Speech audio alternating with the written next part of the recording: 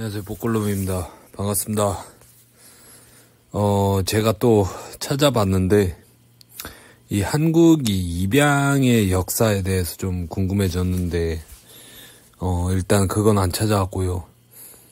스웨덴에서 한국과 중국의 아동을 국제 입양하는 거에 대해서, 그러니까 스웨덴으로 데려오는 거에 대해서 금지해야 된다고 주장을 한다고 합니다. 그게 이유가 뭐냐면, 인신매매나 불법 입양 사례가, 많이 있다. 그래서 국제 입양을 금지해야 된다라는 어떤 권고를 하게 된 거예요. 일단 기사를 읽어드리겠습니다. 제목은 뭐냐면, 스웨덴, 한국, 중국 아동 등 국제 입양을 금지해야 라는 겁니다. 스웨덴에서 한국과 중국 등에서 자국으로 입양된 아동 중 인신매매를 포함한 불법 입양 사례가 있는 것으로 파악됐다며 국제 입양을 금지해야 한다는 권고가 나왔다. 스웨덴 정부기관인 입양위원회 안나 싱어 위원장은 2일 기자회견에서 2021년 10월부터 약 4년에 걸친 조사 결과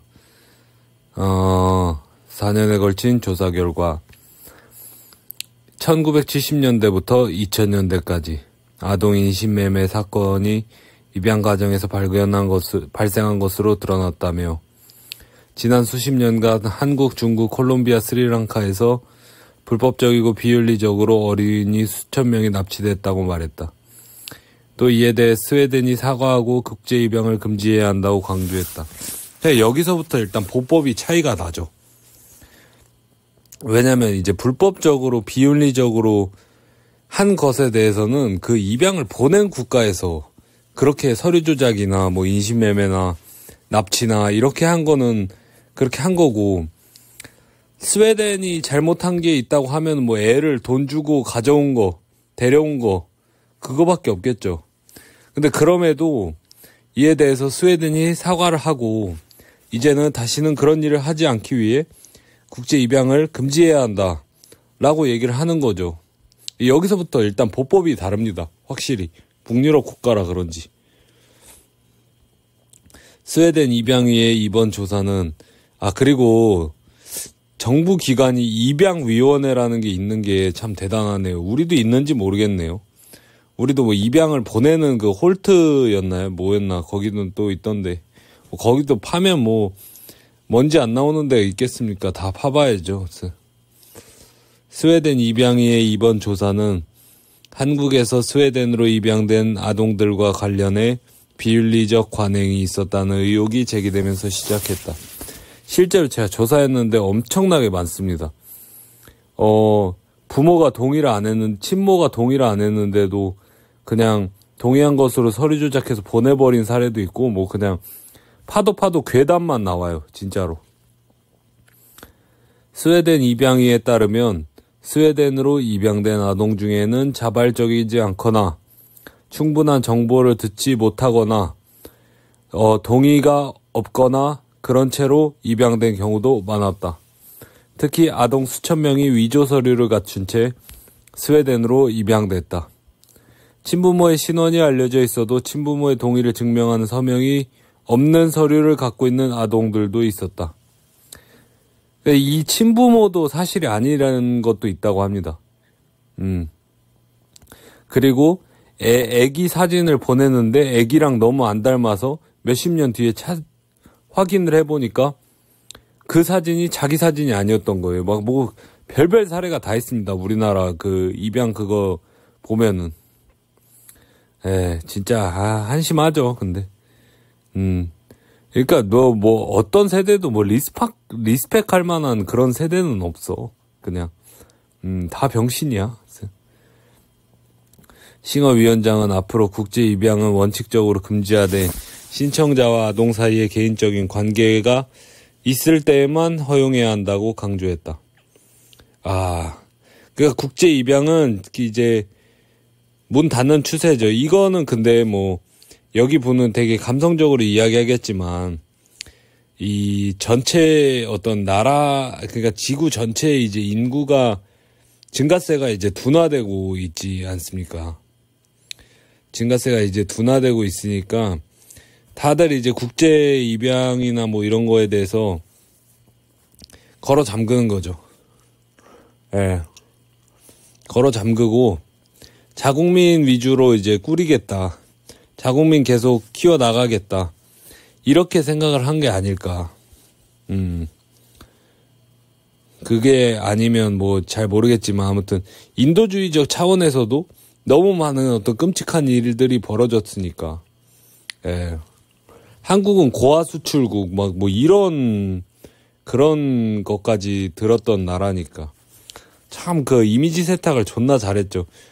그러니까 한국 사람들이 막 일본 사람들 보고 막 일본 진짜 막 전범국이 막 이미지 세탁 잘했다는데 한국도 만만치 않아. 내가 볼 때는 거의 또이또이예요. 근데 사실 태까리한 중국인이라고 저는 생각해요. 근데 이 정도는 왜냐면 또 중국이랑 또 엮였잖아.